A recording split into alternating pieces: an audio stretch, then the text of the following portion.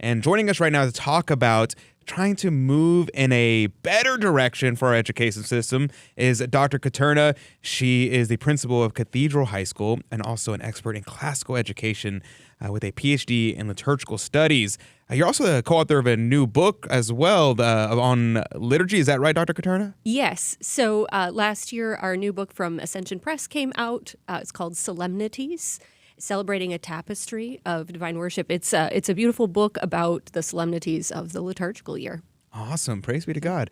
And is that like at a popular level? Who's that book for? I know we're not talking about the book, but I'm just curious. Yeah, that book is really, it's kind of like a coffee table book in the sense that it's a really beautiful book that you can leave out with gorgeous pictures, beautiful sacred art.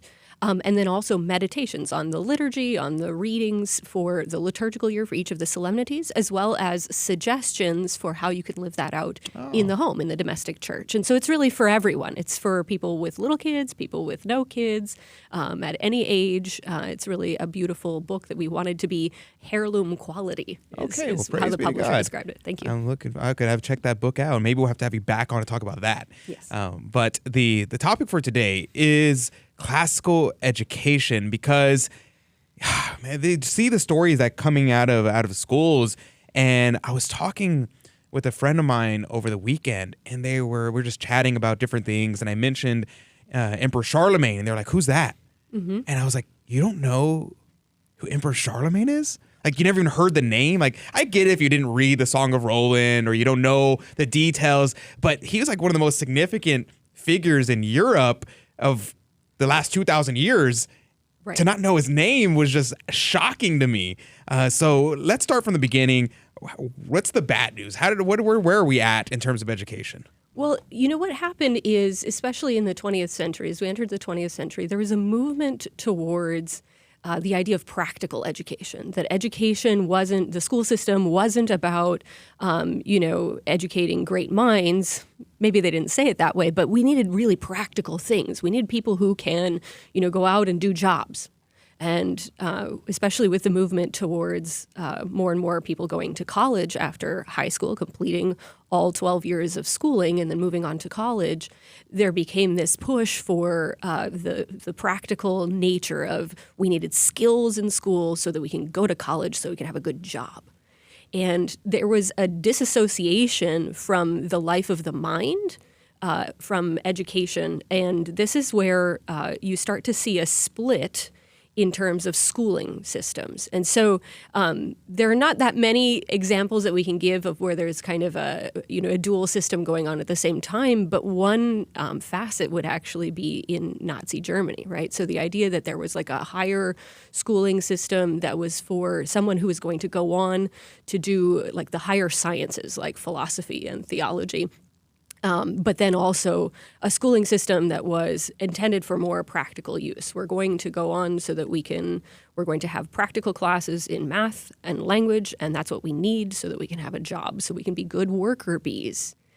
And so the attitude became about the practical nature, that we don't need to worry about these ideas of the past. Who needs to study Latin? Who needs to study Plato? And who needs to read Aristotle? But we need to read things that are practical right now. We need to read about our current history, and we need to know basic math and accounting. Well, those aren't bad aims, right? To have practical, application to our education. That's not a bad idea. But once you start to lose its context, you become attuned to a world that is simply driven by this particular desire for achieving a checkbox. And that's not what we're made for. We're made for something so much more. It's not about simply checking the boxes to get the right education so we can get into college so we can have a good job. Fine. I mean, I do. I want you to be able to put a roof over your head, of course. But there's so much more than that. What's beyond that? Is that really the purpose of what we're doing? We asked our students recently at Cathedral High School about what's the point of this movement of classical education. What's the purpose of Cathedral High School, or what's the purpose of schooling in general? And they said, to get to heaven. That's the right answer, right? What are we made for? We're not just made to be a worker bee who does their job, goes home, does their job, goes home. Right. What's after that? Now, what about Catholic schools? We kind of think my parents, praise be to God, they took out way too much money took out loans to send me and my siblings to Catholic school, and with the hopes that we'd get a better education. And we did. We got a very rigorous education. My brother talks about how, because he was like a straight C, B student in high school. And for college, he was straight A student because of the level of high school difficulty versus college. He's like, college is easy in comparison to our high school. But, we didn't really learn much outside of just your math, science, that stuff we did great on. Everything else, it was kind of, you had a religion class, and that was about it. So what is the state of the Catholic school system? Well, I think we find ourselves at an interesting kind of crossroads, right? The Catholic school system for the last, 40 years or so has really adopted a lot of the ideas of the public school system, partly to just stay in competition, right? We want to make sure that we achieve at least the same standards as the public school system. And I think that that's too minimal of a goal. At least the same standards of the public school system, maybe with a religion class or some service projects. Well, what happens there is you lose the idea of what we're actually meant to be doing in a Catholic school. Now, certainly we do want to make sure we've covered all of the basics of what we think that an education should have, but it has to include so much more. There has to be a context for the history that we're studying. There has to be a context for the literature that we're studying. And so there's been a recovery in the last probably 10 years. This movement has really started to spread across the country, a movement towards Catholic classical education.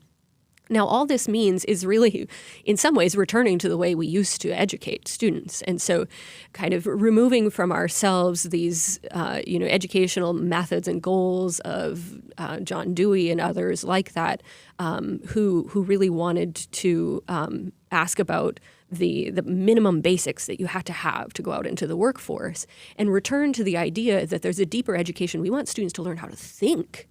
I don't want you to just learn how to repeat an answer to a question or apply a formula. That's very minimal, especially in terms, of a math class or something. The idea of just filling in a formula, well, we could train, a monkey to do that. Well, it's even worse than that, because we're not even teaching them to put it to memory. We're putting it into short-term memory. They learn it long enough to pass the exam. Because, how many times, I think I relate to this. I'm sure everybody can relate to this, is you get asked something, you're like, I heard something about that in school. I don't remember. We learned that in school sometime, but because memory is the queen of knowledge, right? And so but no one actually puts it to memory. It's all short term. So not even that. Right, exactly. This whole movement of teaching to the test. And then we have to have classes that teach you how to take a test.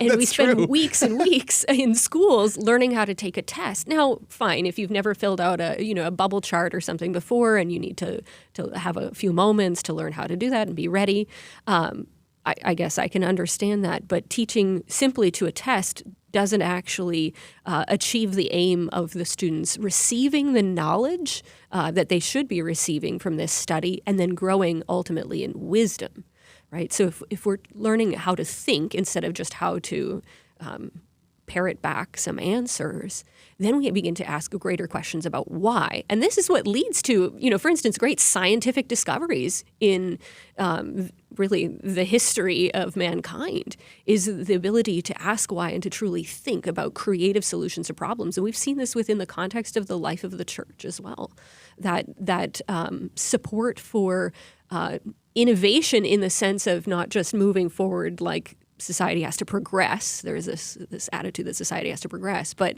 real answers to real questions. Is the earth round? Well, how are we going to figure that out? Is it flat? And what are we going to do? What kind of ways that we can think beyond just the measurable pieces in front of us, right? Beyond just simply quantity in front of us, but begin to engage in really what are the higher sciences. Right. And I think like St. Albert Magnus, he's one of my favorite saints, and he's so little known. Unfortunately, he was just eclipsed by his student, who's St. Thomas Aquinas, who's just the master, of course. But St. Albert, his biographers will talk about how his love for God is what spurred him into wanting to learn about creation. And so he became a Renaissance man that we would consider, he's pre-Renaissance, but better than a Renaissance man. He was a medieval man, and he studied everything, the stars, the plants, the flow of the water. According to some legends, he built a automaton. It's probably not true, but according to some legends, he built an automaton, and it's very much incredible to see that a man who loved God and had heaven as his final end and wanted to convert souls, save souls, was also a man who loved creation so much that he wanted to learn everything he could about it. And I think that's like the model of what classical education is trying to do. So let's talk about that for a second. Classical education, what is it, and how do we start? And parents are thinking, okay, I kind of like what you're talking about. What's the steps here? Sure. So classical education is really a recapturing of the great works of Western civilization, of learning the history of the context of all of Western civilization, what has built societies, what has destroyed societies, and receiving that great knowledge and treasury and tradition in a context where all knowledge is seen to be as interrelated in God. So really in Catholic classical education, that's where we see it. It's not just a search for the truth with a lowercase t, but for the search for the truth, and who we know that truth is a person, that is Jesus Christ. And so in classical education, every single subject area, every single discipline is seen in relation to the whole, rather than this narrow specialization. And I think that's kind of another problem that plagues our world today, is you have to specialize so early. If you want to go into sciences, if you want to be a doctor, well, now you need to take everything possibly STEM that you can in your younger years, rather than saying, don't we want a doctor who can think really broadly, and who can think really deeply and ask greater questions about why. Complete side note, and we're going to get right back on topic, but what you just said there is something that just drives me nuts. Like, my grandfather's pretty sick, and so he's been going to the hospital a lot. And so when we're in the hospital, the doctor will come in and we'll ask him a question. He's like, oh, well, that's not my specialty. We have to ask the other doctor. The other doctor comes in, we ask them the question. He's like, answers the question, and we ask him a follow-up, and he's like, oh, I can't answer that question. We have to get the other doctor. And then at the end of the day, you have to talk to 50 doctors to get 10 questions answered. And I'm like, how is it that you guys don't know at least like enough about all of these things to talk about it? Like, I get it. You need to be specialization, especially if you're doing complicated things like brain surgery, heart surgery, but have a general knowledge of just like the whole field, right? Right. And that just drives me nuts. But anyway, back to classical education. I just side tangent. So the school systems are doing this, but the problem is a lot of parents don't have access to this. They're saying, okay, well, the schools around me, the public schools obviously are not doing it. The Catholic schools, maybe there's a couple in my city that are doing it, maybe. So what do parents do if they want to give their kids a classical education? Right. I think there are a couple of different options here. So one, this is why many families turn to homeschooling. And I think that if if that is part of your charism and your decision, your discernment as a family to do that, that can be a very great option to be able to provide access to your children, but also to yourself. If you weren't educated in this way, it's a really eye-opening and world-broadening experience to begin to educate yourself in this way, even as an adult, right? We should still constantly have this life of the mind. So I'd say that's the first part. I would say the second part is the commitment to Catholic schools. If your children are already in a Catholic school, you can ask the question of, are we doing some of these things in our school? Is this part of our curriculum? Are we thinking about adding some of these aspects or moving some of the aspects of our curriculum in this direction?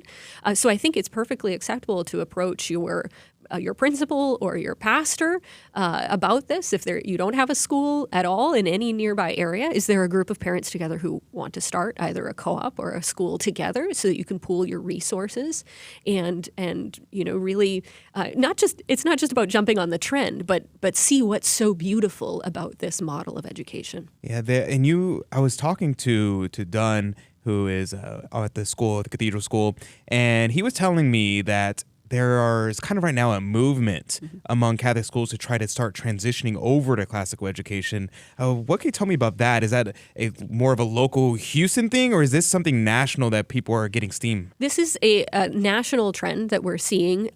There is a group called the Institute for Catholic Liberal Education. Liberal just means free in this context, right? So the freeing of the mind from this kind of structure of, well, I'm just going to answer some questions and have a practical approach to everything that I do, but that your mind is free to think broadly, like across all of these different disciplines, right? Like with St. Albert the Great, or if you're talking about somebody, even like Pythagoras was someone who thought across so many different areas. This movement is a national movement. So it began really with a recapturing by a couple of schools in particular of these great ideas about education. It's not just a model, but it's a whole kind of way of being and approach to education. And these schools, St. Jerome's, for instance, in Maryland, and then there is a couple of other schools across the country really started into this movement and founded this group called the Institute for Catholic Liberal Education. There were already movements in other schools, in charter schools and in some public schools towards classical education. And this has really grown. And so we've seen that even in the Houston area with St. Teresa's in Sugar Land, St. Elizabeth Ann Seton has moved to a classical curriculum. And there are other schools who are looking at and adopting these methods. So it's really beautiful. Well, praise be to God. Now, the people check out the Cathedral High School. They're a great school in Houston. If you're in the Houston area, it's an awesome school. But thank you very much, Dr. Kutarna. God bless you. God love you, and have a blessed day. Thank you. And that's going to do it for our first hour. Join us in the second hour. We're going to be talking about hell. We're doing the 4 last things this week. We're talking about hell. Join us. We'll be right back with more Catholic Drive Time right after.